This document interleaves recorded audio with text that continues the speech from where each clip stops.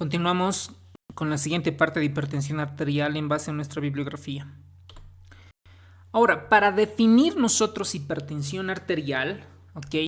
Es lo mismo en cuanto a nuestra referencia de la 18ª edición, la 19ª y la 20 edición. Es lo mismo, normal menos de 120/80, prehipertensión, hipertensión en etapa 1, hipertensión en etapa 2 y la hipertensión sistólica aislada. Sabemos que esta última es mucho más frecuente en ancianos por la arteriosclerosis.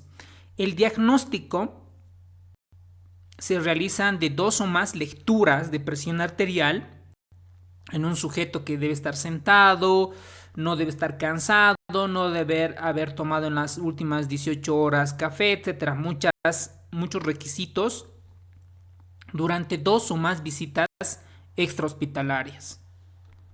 Ahora, según las últimas guías en cuanto al manejo tanto de los americanos y de los europeos, varía en cuanto a la clasificación de la hipertensión. Por ejemplo, en la hipertensión del Colegio Americano de Cardiología es definida como una presión arterial hipertensión de 130/80 y esta se clasifica normal, menos de 120/80, una presión arterial alta entre la sistólica entre 120 y 129 y mayor la diastólica de 80, estadio 1, ¿ok? Estadio 2 y la crisis hipertensiva con una presión arterial sistólica más de 180 y la diastólica más de 120, ¿ok?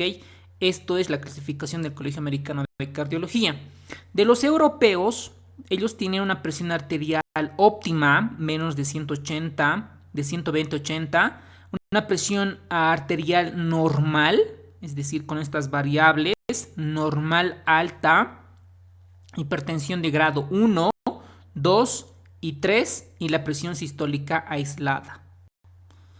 Esto también cambia un poco en cuanto a sus manejos, porque dependiendo de esta clasificación hacen sus manejos correspondientes.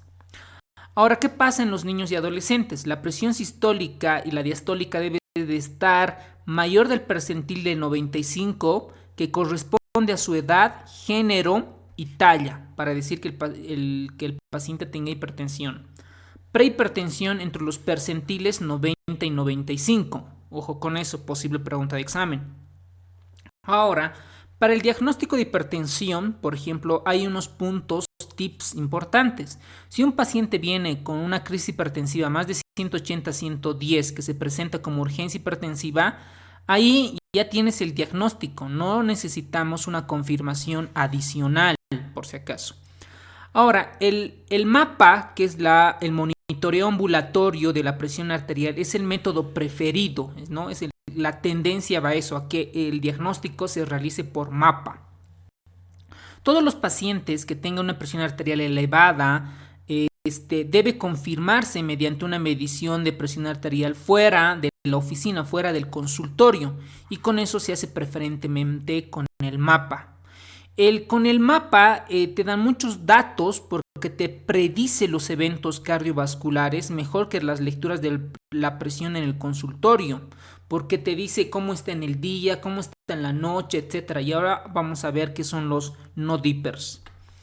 Entonces acá viene una pregunta que es extraída de Harrison, que nos dice: ¿en qué porcentaje la presión arterial normal baja durante la noche? Es decir, entonces yo sé que cuando estoy durmiendo mi presión arterial baja, pero ¿cuánto baja? 1 al 5%, del 5 al 10, del 10 al 20, del 20 al 30, más de 30. Ese dato yo debo de saber, es importante, porque si no baja esa cantidad de presión arterial, me puede predecir para enfermedad cardiovascular. Por ejemplo, acá tenemos un pequeño video donde se le está insinuando que le está programando por cada cuánto tiempo le va a poner el mapa, ¿ok? Donde le va a registrar presión arterial cada 15 a 20 minutos durante el día, o en la noche cada 30 a 60 minutos. Para eso hay un protocolo de programación. Lo interesante es que este mapa puede identificar la hipertensión de capa blanca, es decir, los pacientes que llegan al consultorio y tienen hipertensión y de repente van a la casa y no tienen hipertensión. O al revés, ¿no? Que está hipertensión que no tiene en el consultorio médico presión alta, pero sí en la casa. Entonces, pues, también esas cosas enmascaran, ¿no? Para eso nos ayuda indudablemente el mapa. Entonces aquí le está programando el mapa. Entonces ahí eso debe estar durante cierto tiempo y eso se registra a un aparato, manda esos datos a un aparato para comenzarlos a poder analizar. Miren en la siguiente imagen. Este es el registro del monitoreo de la presión arterial. Entonces miren, durante el día, ¿cómo estaba? ¿No? En la tarde sube, durante la tarde sube un poquito la presión, pero miren cómo pasa cuando comienza a descansar, a dormir. La presión arterial que estaba comienza a disminuir. Miren, comienza a disminuir esta presión arterial. Esto se denomina que este paciente es un DIPER, ¿no? Es decir, que disminuye la presión durante la noche. Eso es fisiológico, eso es normal. ¿Ok? ¿Cuánto baja? Esas tensiones medidas durante la noche por lo común son menores las del día entre un 10 al 20%. ¿Ok? Eso baja. ¿Qué pasa si la presión arterial se mantiene durante la noche como está en el día? Eso ya sabemos que no es normal y para eso se debe someter a un protocolo para diagnosticar si tiene hipertensión arterial sistémica. Bueno, entonces acá la respuesta es de 10 al 15, del 10 al 20%. Ahora, para esto nuestras guías y en unas revisiones han dicho que esta hipertensión por mapa nos vamos a dar ciertos criterios diagnósticos. En un paciente despierto, promedio para definir hipertensión debe de estar mayor o igual a 135/85 y dormido más de 120/75. Miren, en el dormido y el punto de corte baja para definir hipertensión arterial. Ahora, en pacientes con hipertensión arterial en etapa 1, por ejemplo, que tú vienes a tu consultorio médico y le diagnosticas que tiene hipertensión arterial en etapa 1, un cierto porcentaje, que es del 10 al 15%, van a tener en casa una presión arterial normal, es decir, que no tienen etapa 1. A eso se denomina hipertensión de bata blanca, que solamente en el consultorio tiene esa hipertensión. Entonces, para eso también ayuda el mapa. La hipertensión enmascarada es al revés, es decir, en el consultorio no tiene hipertensión, pero en la casa sí tiene hipertensión. Esa es la hipertensión enmascarada. ¿Y cuál de estos nos va a ayudar para discernir? Pues el mapa. Bueno, ahora, la hipertensión arterial aumenta el riesgo cardiovascular, se duplica por cada aumento de 20 milímetros de mercurio de presión sistólica y diastólica de 10. ¿Ok? La presión arterial tiende a ser mayor en las primeras horas de la mañana, por eso en la mañana cuando uno rota emergencias, en la mañana hay mayor incidencia y prevalencia de infartos y accidentes cerebrovasculares, sobre todo a las 5, 6, 7, 8 de la mañana comienzan a acudir a urgencias. Ahora, ya sabemos la clasificación en cuanto a los valores. Ahora vamos a clasificar la hipertensión en cuánto porcentaje se presenta. Sabemos que la hipertensión primaria o esencial están en un 80 al 95%. Ojo con eso, 80 al 95%. Luego tenemos la hipertensión secundaria, que es decir, secundario a algo, tal vez el riñón, las glándulas suprarrenal, el corazón, contribuyen, es la causa de esa hipertensión. Eso es de un 5 al 20%. Bueno, ahora, lo bueno de la hipertensión secundaria es que si nosotros diagnosticamos o identificamos esa alteración secundaria, podemos al paciente curar de esta enfermedad. Ahora, vamos a centrarnos a la hipertensión primaria o esencial. Esto ha sido preguntado en los exámenes previos para la residencia. Tiene un carácter familiar, ¿no? Es decir, tiene un componente genético y ya sabemos qué genes están involucrados. Hay un componente ambiental, ¿no? Es decir, si no vamos a trotar o tenemos un estilo de vida muy sedentario, etc. Aumenta conforme la edad va pasando y la mayoría cursan con aumento de la resistencia vascular periférica. ¿Ok? Por ejemplo, Ahí tenemos, este cuadro ha sido preguntado, la hipertensión sistólica con presión diferencial de pulso amplio. Por ejemplo, la clasificamos en dos, con disminución de la distensibilidad vascular, causa la arteriosclerosis, y con aumento del gasto cardíaco. Tenemos ahí la insuficiencia aórtica o reflujo aórtico, la tirotoxicosis, el síndrome de corazón hiperkinético, la fiebre, la fístula arteriovenosa y la persistencia del conducto arterioso. Son causas de hipertensión arterial sistémica con aumento del gasto cardíaco. Esto ha sido preguntado en los exámenes, ojo con eso. Ahora, veamos, una de estas no es característica de la hipertensión arterial sistémica con renina baja, es decir, con actividad de la renina baja. Estará presente en un 25%, tiene tendencia a retener sodio, tiene tendencia a formar edemas, está muy involucrado en la activación del sistema renina-angiotensina-aldosterona o son muy sal sensibles. Entonces, esto es importante en hipertensión para identificar cómo está la actividad de la renina plasmática y eso está bien explicado en el libro de Harrison. Ahora vamos a tomar los puntos importantes.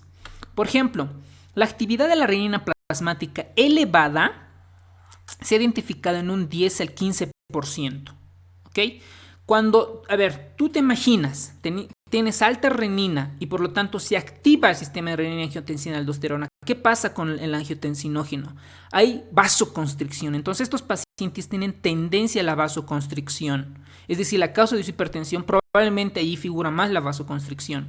Por eso está involucrado el sistema renina-angiotensina-aldosterona, el sistema nervioso simpático y por lo tanto son sal resistentes. ¿Ok?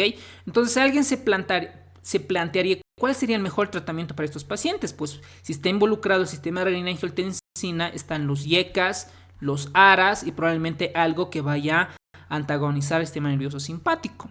¿Ok? Por eso es importante identificar la actividad de la renina plasmática. Ahora, siguiente tenemos las que son bajas, la actividad de renina plasmática, 25%. ¿Por qué es esto? Estos dependen del volumen vascular, es decir, tienen a retener sodio. Al retener sodio, recuerden que jalan agua, ¿no? Por esto estos pacientes tienen tendencia al edema y por lo tanto son sal sensibles. Entonces acá uno plantearía y podría decir, pues estos pacientes se benefician más de diuréticos, ¿no? De acídicos, por ejemplo. ¿Ok? Y hay un gran porcentaje que el libro de Harrison no lo menciona, que tienen actividad renina plasmática normal, que es un 60%. Bueno, pequeños detalles. Entonces, ahora vamos a ver cuáles son las causas secundarias de la hipertensión arterial sistólica diastólica. Ambas, ¿ok? Lo secundario. Vamos a ver, antes vamos a responder nuestra pregunta, ¿cómo está? ¿Tiene presente 25%? Sí, estamos con renina baja. ¿Tiene tendencia a retener sodio? Sí, ¿ok? ¿Tiene tendencia a formar edemas? Sí, porque todo está involucrado con el sodio, recuerden que es volumen dependiente, ¿ok? Son sales sensibles, perfecto. Y está muy involucrado el sistema de renina-angiotensina-aldosterona. Está nada que ver, ¿no? No está involucrado. El sistema de renina-angiotensina-aldosterona está involucrado en la actividad renina plasmática elevada, ¿ok? Nada más para darles esa respuesta. Dentro de las causas secundarias es algo que le está produciendo, ¿no es cierto? Algo que le está produciendo. Entonces tenemos aquí como segunda causa las enfermedades, o la primera causa de secundarios, las enfermedades renales, ¿ok? Todo lo que tenga que ver el parénquima renal, quistes renales, nefropatía poliquística, tumores del riñón, la uropatía obstructiva, etc. Otra cosa es la enfermedad renovascular, porque la enfermedad renovascular es por la obstrucción, ¿ok? En la arteria renal, ya sea por arteriosclerosis o por displasia fibromuscular, que ahorita lo vamos a ver. Otra causa secundaria es las suprarrenales, ¿ok? Tenemos ahí el aldosteronismo primario, Cushing, deficiencia de 17-alfa-hidroxilasa, beta-hidroxilasa, la deficiencia de 11-hidroxiesteroide deshidrogenasa, intoxicación por regaliz, que es una plantita, el feocromocitoma. De origen cardiovascular tenemos la coartación de aorta, luego tenemos la apnea obstructiva del sueño, la preeclampsia, eclampsia, neurógenas, endocrina diversa, fármacos y otras formas mendelianas de hipertensión. Todos estos los vamos a detallar, los puntos importantes, ¿ok? Esto es lo mismo, solo que de otra edición de Harrison. Ok, vamos a involucrar ahora la obesidad y el síndrome metabólico. Sabemos que los pacientes están asociados, hay una clara asociación entre la obesidad e hipertensión. Por ejemplo, todos los pacientes que tienen índice de masa corporal de 30, pues la mayoría van a tener hipertensión. Se dice que el 60% de los hipertensos tiene sobrepeso, ¿ok? No significa que el 100% todos los hipertensos son obesos, no, el 60% de hipertensos tiene sobrepeso. El 25 al 50% de hipertensos tiene resistencia a la insulina. Miren ese dato. Puede ser que yo no lo sepa, soy hipertenso, pero yo no sé si soy resistente a la insulina. Entonces ahí ya me está dando un dato para comenzar a buscar datos clínicos laboratoriales para resistencia a la insulina. Ahora, vamos a ver a la causa secundaria con la enfermedad renal. Las nefropatías, todo lo que tenga que ver alterado el parénquima renal, constituyen la causa más frecuente de hipertensión arterial secundaria. Por ejemplo, los pacientes que tienen enfermedad renal crónica, el 80% tienen hipertensión arterial sistémica. ¿Okay? Y sobre todo estos son dependientes de volumen, también de vasoconstricciones, etc.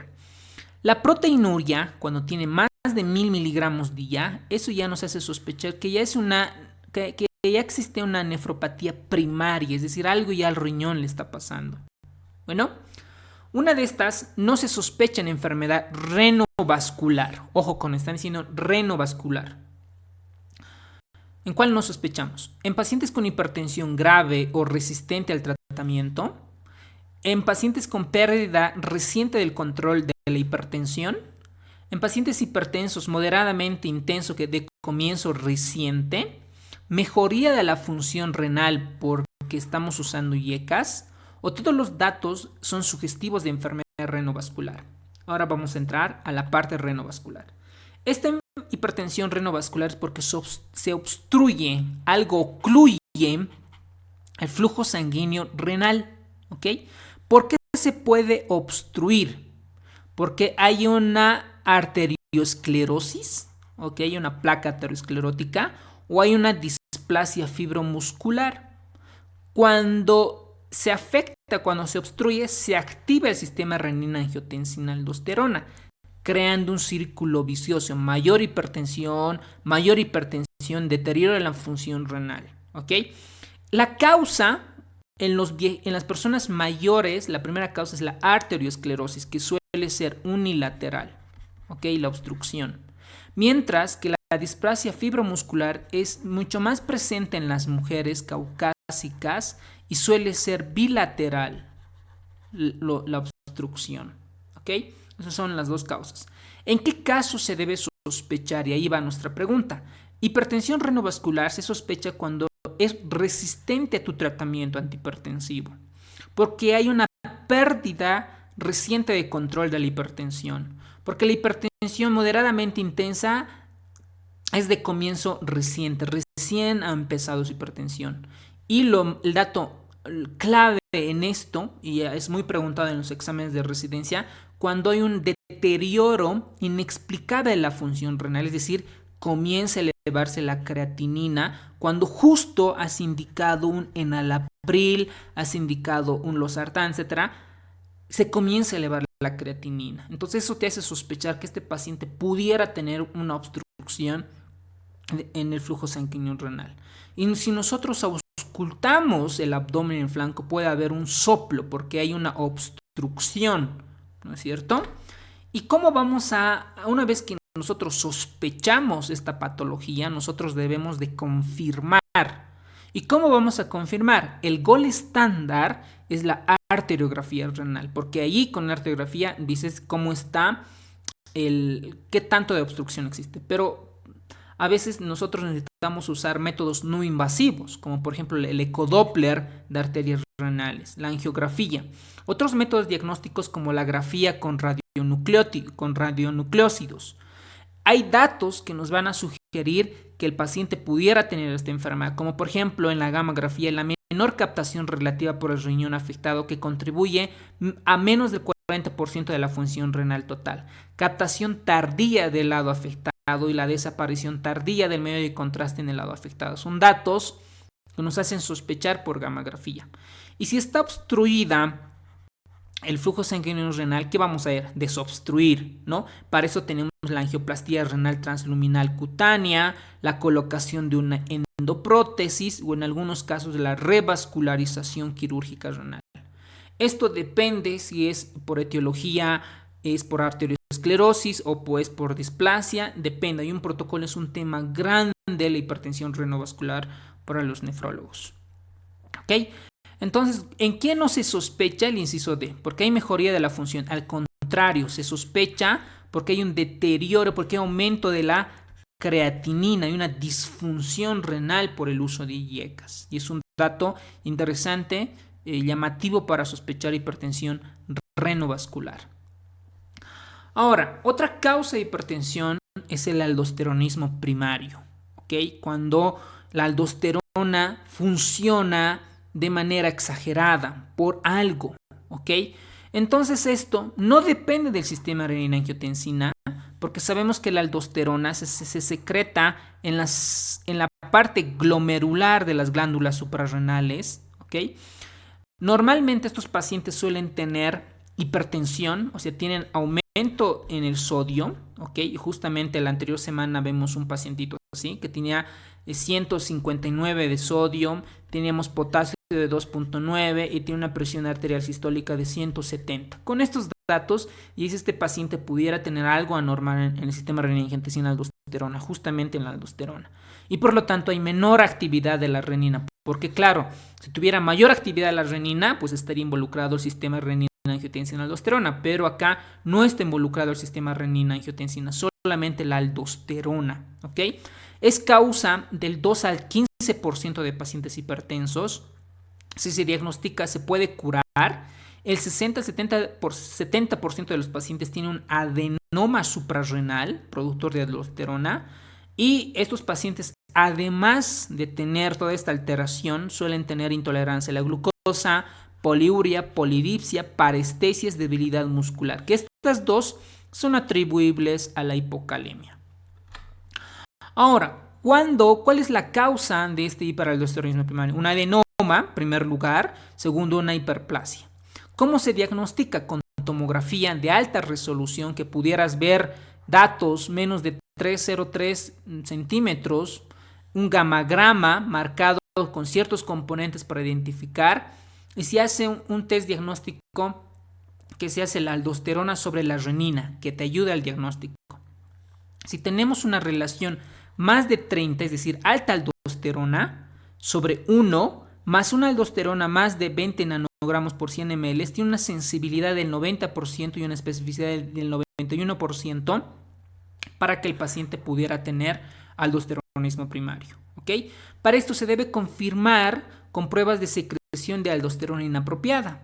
Y como lo dice Harrison, si es una carga de sodio oral, posteriormente se hace la medición de la excreción de aldosterona en orina, o la carga intravenosa de cloruro de sodio y la medición de la cantidad de aldosterona que tiene este paciente. ¿Y cómo es el tratamiento? Pues es quirúrgico cuando tienes un adenoma, porque lo puedes extraer, o si es una hiperplasia suprarrenal, se hace tratamiento medicamentoso.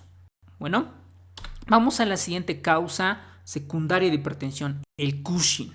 El síndrome de Cushing sabemos que es un aumento de cortisol, ¿okay? Que puede ser involucrada por un aumento de la hormona adrenocorticotropa, es por la ACTH, ¿okay? Porque hay un tumor hipofisiario o porque hay una neoplasia ectópica, por ejemplo un tumor de pulmón que pudiera producir un ACTH, o la producción suprarrenal de cortisol que no depende del STH. ¿Okay? Esto es endocrinología básica para entenderlo. Estos pacientes que tienen Cushing, el 75 al 80% tienen hipertensión. Ojo, posible pregunta de examen. La estimulación de estos receptores corticoides por el cortisol y una mayor secreción de otros esteroides suprarrenales contribuyen a la hipertensión. ¿Cómo se diagnostica? Cortisol libre en orina o en orina de 24 horas o una prueba de supresión nocturna con dexametasona. ¿Y cuál es el tratamiento? Depende si es tumor hipoficiario, si es tumor en el pulmón o hay alguna anormalidad en la glándula suprarrenal. Otra causa de hipertensión son los feocromocitomas. La hipertensión proviene por aumento de las catecolaminas, adrenalina, noradrenalina, dopamina y demás. ¿Ok? Hay un tumor en la glándula suprarrenal, específicamente en la médula. ¿Ok? Esto se denomina feocromocitoma. Cuando este tejido puede estar fuera de la glándula suprarrenal, a eso se denominan los paragangliomas, que también son secretores de catecolaminas. Es causa de hipertensión arterial secundaria en un 0.05%, 20% son heredados y están involucrados otras neuroendocrinopatías. El diagnóstico, ¿cómo se hace? Medir en orina de 24 horas las catecolaminas. Y el tratamiento es quirúrgico. Necesitamos un cirujano, endocrinólogo, para que pueda extraer ese tipo de tumores. Otras causas de hipertensión resistente es la apnea obstructiva al sueño. Están presentes más del 50% que tienen hipertensión arterial sistémica. El 70% de estos pacientes son obesos. ¿Ok? Por ejemplo, aquí estamos realizando una polisomnografía. ¿Ok? Se detecta a través de esto. ¿Ok? Cómo se sospecha los pacientes que roncan, ¿no? Comienzan a roncar y el tratamiento es darle presión positiva. Un aparatito que se conecta a, digamos, un cuadradito, un aparatito que da flujo, da aire y se pone acá la mascarita, ¿no? Si manejas una sola presión es CPAP y si manejamos dos presiones es el BiPAP. Y ese es el tratamiento para apnea obstructiva del sueño que puede contribuir a disminuir la presión arterial. Otra causa, sobre todo en adolescentes, niños y adultos jóvenes, es la coartación de aorta. Ustedes ven acá un cateterismo cardíaco, aquí está el ventrículo izquierdo, aquí está saliendo la aorta, ¿ok? Y de repente tenemos un estrechamiento del lumen aórtico. Esa entidad cardiovascular congénita es más frecuente, o es la causa, es más frecuente de hipertensión de origen cardiovascular. Tiene una incidencia de 1 a 8 por cada 1000 recién nacidos vivos, es decir, no es tan infrecuente, es relativamente frecuente. Está presente en 35% en niños con síndrome de Turner. Hay disminución en los pulsos femorales, por supuesto que si aquí sale el flujo, por lo tanto voy a tener disminución en los pulsos femorales. Hay un gradiente de presión sistólico entre el brazo derecho y los miembros pélvicos, por supuesto. Aquí tenemos el brazo derecho, el brazo izquierdo, depende de dónde esté la coartación, puede existir este signo clínico. Y si nosotros podemos auscultar, hay un suplo sistólico continuo en la región interescapular izquierda. ¿Cómo se diagnostica? Puedes hacer una ecocardiografía transesofágica y ver todo lo que es el trayecto de la aorta y ver dónde está la obstrucción, se pone Doppler y demás. Y el tratamiento es abrir, ¿no? Es abrir. Por ejemplo, aquí están poniendo, está entrando como un cate, ¿no? Un cateterismo. Y ahí se hace la angioplastia con globo. Se infla el globo para aumentar el lumen. O en algunos casos se realiza la endoprótesis endovascular.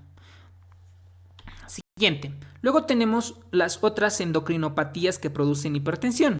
Nada más. Cualquier problema en la tiroides, en las hormonas de crecimiento, etcétera, pueden producir hipertensión. Pero hay otro dato bien importante. Esto suelen preguntar en los exámenes de la residencia. ¿Cuál es la causa de hipertensión? Diastólico. Eso es el hipotiroidismo. ¿Ok? El hipotiroidismo causa una hipertensión arterial diastólica. ¿Ok? Diastólica. Mientras que el hipertiroidismo produce sistólico. Y el hiperparatiroidismo primario puede producir sistodiastólico. Ok, ya vamos a terminar. Una de estas es incorrecta con relación a la deficiencia de la 17-alfa hidroxilasa. Vamos a entrar ahora a las hipertensiones que están involucrados dichos genes. La deficiencia de esta enzima provocará una hiperplasia suprarrenal congénita. Hay un exceso de la desoxicorticosterona que contribuye a la hipertensión. Está alterada la síntesis de andrógenos y estrógenos. Los masculinos tienen genitales externos femeninos con vagina ciega y las mujeres presentarán amenorrea secundaria. A esto vamos a entrar a la hipertensión monógena. Esta hipertensión monógena está involucrada todo lo que es los defectos enzimáticos en las glándulas suprarrenales. Por ejemplo, vamos a entrar ahora, lo que nos están preguntando es la deficiencia de esta enzima, la 17-alfa-hidroxilasa. Luego vamos a ver las demás enzimas. Ustedes saben que todo parte del colesterol. Este colesterol, a través de diferentes enzimas, se van formando los mineralocorticoides, los glucocorticoides, las hormonas sexuales como la dihidroepiandrostenediona, la androstenediona y la testosterona, que es un tipo de andrógeno. Cualquiera que se vaya a alterar en este lado va a producir ciertas alteraciones. Por ejemplo, vamos a ver la deficiencia de la 17-alfa-hidroxilasa, de esta enzima. Cuando hay deficiencia, se produce la hiperplasia suprarrenal congénita. ¿Qué es lo que pasa? Disminuye las hormonas sexuales, porque no hay enzima, o sea, no hay quien convierta este paso. Disminuye las hormonas sexuales, por ejemplo, la dihidroepiandrostenediona. Disminuye el cortisol, ¿ok? Recuerdan, disminuye el cortisol. Pero esta fase está normal, ¿ok? Está normal. ¿Qué es lo que pasa? La hipófisis dice a la macana, no tengo hormonas sexuales y no tengo cortisol. ¿Qué voy a producir?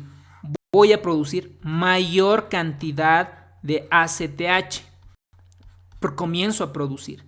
Para decirle a la suprarrenal, oye, ya pues suprarrenal, producí cortisol y hormonas sexuales porque mi cuerpo me está pidiendo. Entonces le hace caso, comienza a producir, pero hay deficiencia de esta enzima, por lo tanto comienza a elevarse la desoxicorticosterona y toda la parte de la serie mineralocorticoide. Al aumentar la desoxicorticosterona, que es un mineralocorticoide, va a comenzar a retener sodio. O sea, todo lo que hace la función de la aldosterona le hace. Es decir, retiene sodio y comienza a eliminar potasio. Entonces este paciente, al retener sodio, ¿qué va a tener? Hipertensión arterial sistémica. Bueno, ¿y qué es lo que tiene clínicamente? Afuera, ¿qué es lo que nosotros vemos? En los varones vamos a ver el pseudohermafroditismo. Es decir, como no tiene andrógenos, como no hay testosterona, no hay la hormona del varón, se forman genitales externos femeninos con vagina ciega, pseudohermafroditismo. ¿Qué pasa en las mujeres? Las mujeres, como no hay hormonas sexuales, hay amenorrea primaria, es decir, nunca comienzan a menstruar. No es secundario porque esté dañado anatómicamente el útero, nada, es primario. Bueno, es una amenorrea primaria. Y además disminuye las características sexuales secundarias, ¿ok? No tienen, por ejemplo, mamas, no hay desarrollo de la cadera, etcétera. Todas las características sexuales secundarias. ¿Y cuál es el tratamiento? El tratamiento, como no hay corticoides y no hay hormonas de maduración sexual, se dan el reemplazo. Les damos o se les da glucocorticoides, ¿ok? Entonces, ese es el mecanismo fisiopatológico para entender la deficiencia de la 17-alfa-hidroxilasa y entender cómo es la manifestación clínica, cuál es el mecanismo fisiopatológico de la hipertensión. Perfecto. Ahora, ¿es una forma de hiperplasia suprarrenal congénita? Sí. ¿Hay un exceso de desoxicorticosterona? Sí. Incluso esta es la causa que predispone a la hipertensión arterial sistémica por la absorción de sodio y excreción de potasio. ¿Está alterada la síntesis de andrógenos?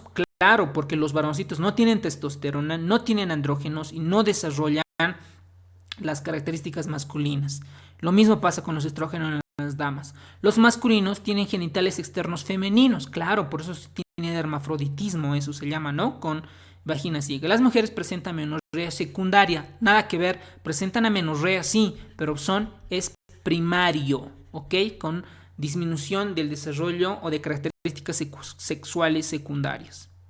Ahora vamos a entrar a otra causa de hipertensión, pero por deficiencia de la 11-beta hidroxilasa. Lo mismo pasa con ese cuadro. Es una causa de hiperplasia suprarrenal congénita.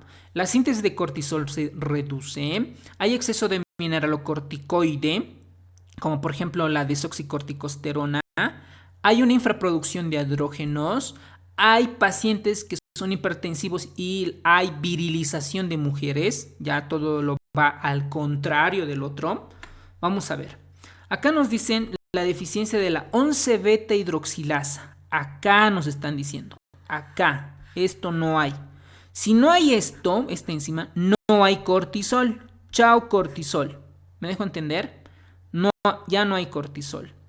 Entonces, ¿qué es lo que va a pasar? Esta enfermedad es producida de 1 a 100,000 recién nacidos vivos. ¿Ok? Lo que pasa es que disminuye el cortisol y aumentan los mineralocorticos. Lo mismo, ¿no? Dice la hipófisis, dice arriba, no tengo cortisol, ya pues, produzcan suprarrenales.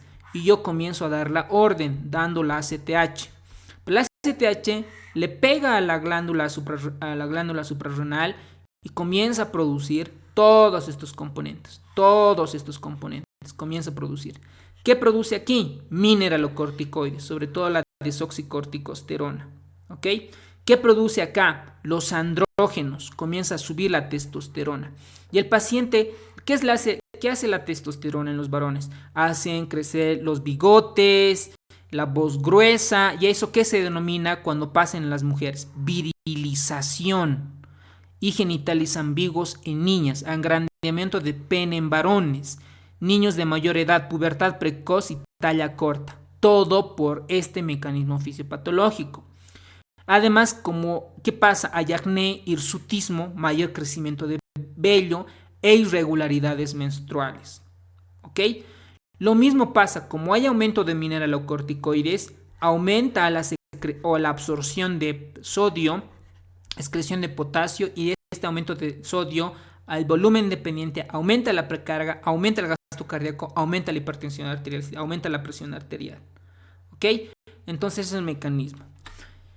Ok, ¿hay infraproducción de andrógenos? No, hay aumento de producción de andrógenos por la ACTH que va a estimular todo este ciclo y va a desarrollar todas las características de virilización, acné, hirsutismo y demás, ¿vale? La deficiencia de la 11-beta hidroxisteroide también causa raras manifestaciones. Por ejemplo, este puede ser heredado o puede ser adquirido. ¿Cómo se adquiere?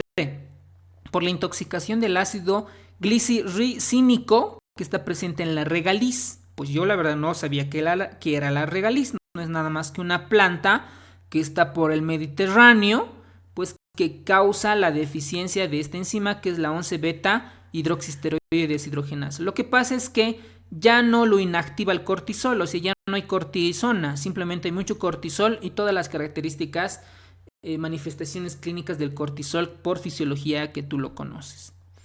Y para terminar, otra causa de hipertensión es el síndrome de Liddle, que hay una absorción ávida que absorbe mucho sodio en los túbulos. El tratamiento es la milorida. Y el Liddle y otros componentes de tubulopatías tenemos el Barter y demás.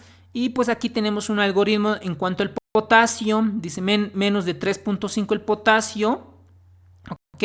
Tenemos una alta pérdida de potasio, más de 20 miliequivalentes litro, y de repente tenemos presión arterial alta y ese síndrome de Liddle. Bueno, ok. Con eso habríamos terminado la siguiente parte de hipertensión arterial sistémica. Cualquier duda, pregunta que ustedes hayan leído, nos vemos en el siguiente simulacro o en nuestro grupo de estudio para seguir retroalimentando, y muchas gracias.